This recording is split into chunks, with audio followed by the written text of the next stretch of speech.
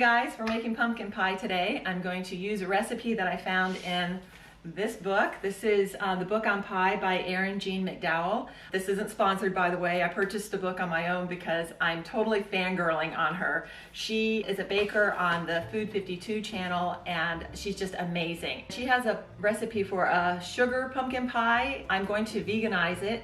It's halfway vegan because there's no eggs in it, but it does call for milk and heavy cream. I found some Silk brand heavy whipping cream recently, so I'm going to give it a try in place of the heavy cream in the recipe, and I'm going to use almond milk in place of milk. She also has a really great pie crust recipe, and then I'm going to use vegan butter in place of her butter recipe. Okay, so the recipe calls for 150 grams of flour, which I've gone ahead and weighed. Again, with baking, you really do want to use a food scale to make sure that everything is very accurate. With flour especially, depending on the humidity and the brand, all these different things can affect your flour. So measuring it into a cup is sometimes not, well, it just never is as accurate as weighing it. So I need 150 grams of flour, which is a cup and a quarter if you're using measuring cups. And it calls for 113 grams or roughly 1 stick of butter. I'm going to use this Earth Balance vegan butter. You need to cut it up into cubes. I found that the easiest way to do that is just to use my bench scraper.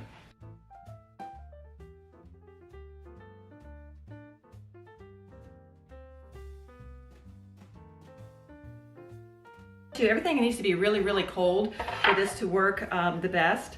So I'm going to just put my cubes back in the refrigerator for a few minutes to let them get really cold. Some people also put their flour in the refrigerator to make sure it's cold. The colder your ingredients are when you're making a crust, the better and flakier it'll turn out. Okay, so you'll take a bowl, add your flour. Again, it's 150 grams or 1 1/4 cups. Your chilled butter, you're going to put into the flour, and you want to make sure that your butter is well coated with the flour. So toss it around.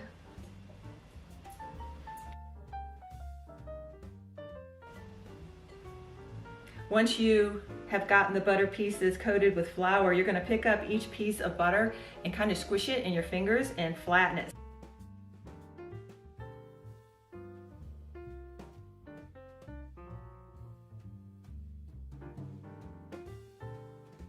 Okay, once you've got your pieces of butter kind of smashed and distributed well throughout your flour, you're going to want to add your water. The recipe calls for 60 grams or 1/4 cup of ice water. Okay, adding the water, you want to just sprinkle it around. Some recipes will tell you to do it a tablespoon at a time, but I'm just going to kind of add a little bit at a time and fluff it. You want to get it well distributed.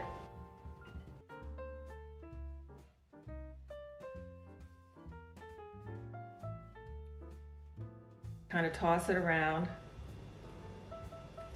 You start kind of bringing it together to make a ball.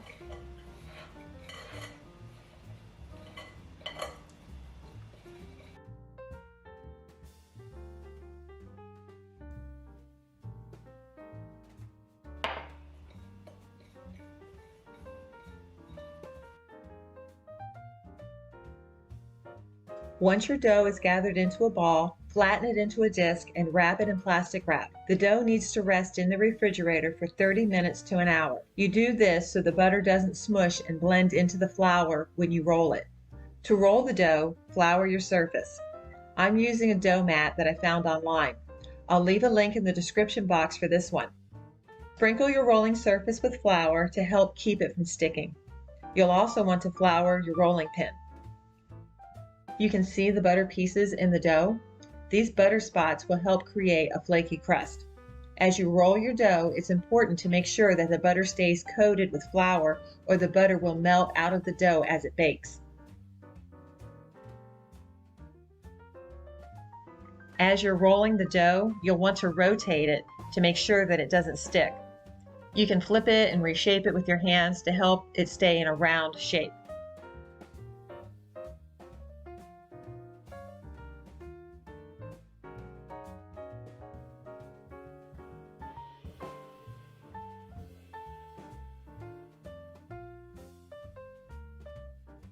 If you notice the dough is sticking, you can use a bench scraper to help lift it so it doesn't tear. If it does tear, you can just pinch the edges together.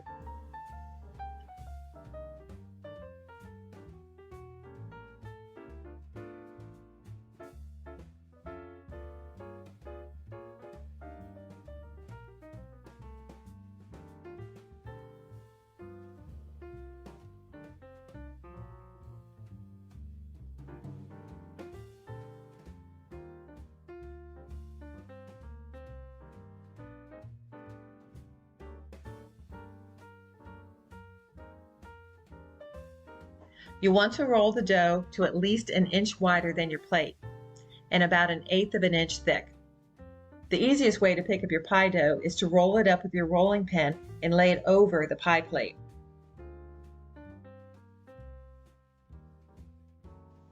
As you're putting the dough into the pie plate, be careful not to stretch the dough.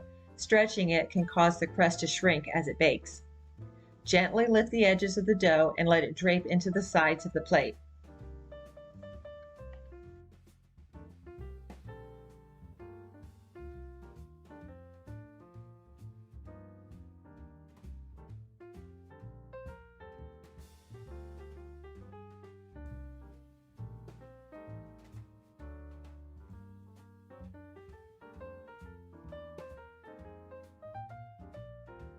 You can use scissors to help trim any unevenness. If you have a spot that's too short, you can use the pieces to patch it up.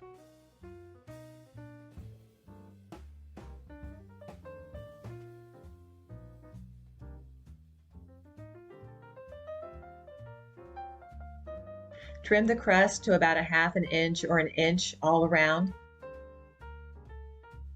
Then tuck the dough under.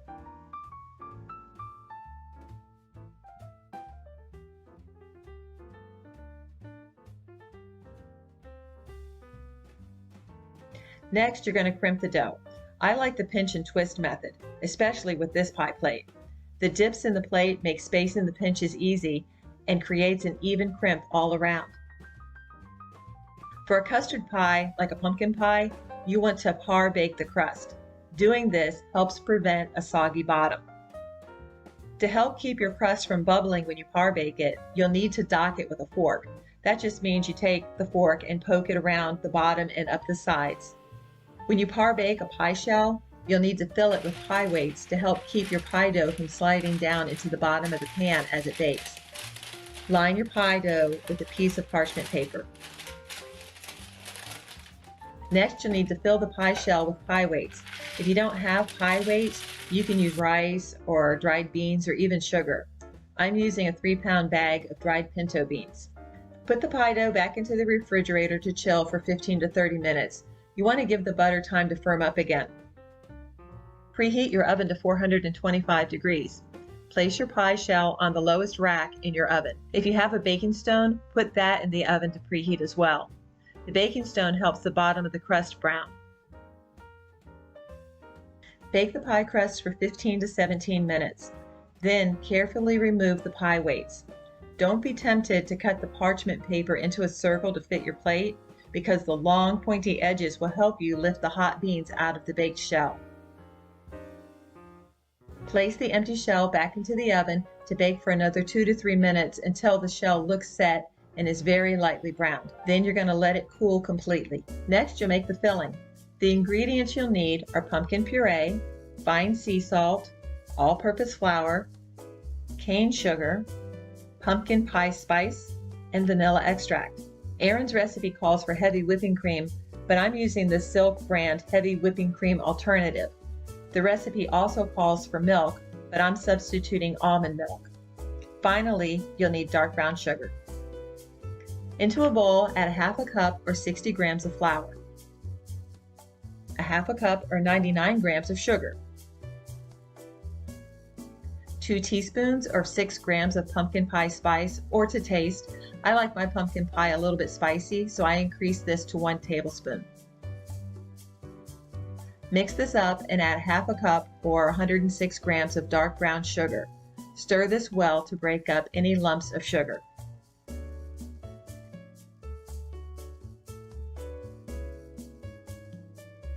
Add 3/4 cup or 150 grams of almond milk, then 1 cup or 230 grams of whipping cream alternative.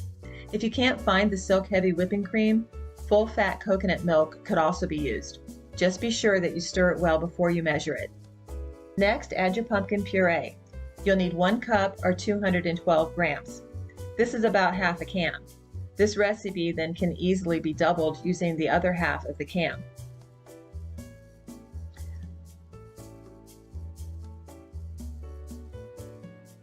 Finally, you'll add a half a teaspoon or 2 grams of fine sea salt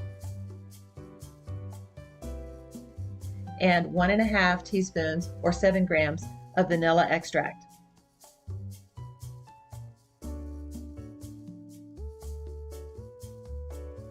When mixing, you want to stir gently so you don't create a lot of bubbles. The smoother your batter, the less chance of having bubbles bake into the surface of your pie. Place your cooled pie shell on a parchment-lined baking sheet, then carefully pour the pumpkin mixture into the shell. Place the pie on the bottom rack of your oven and bake at 375 degrees until the edges of the filling are set but the center is still jiggly, about 30 minutes. Cool completely at room temperature, then chill for at least 2 hours before serving.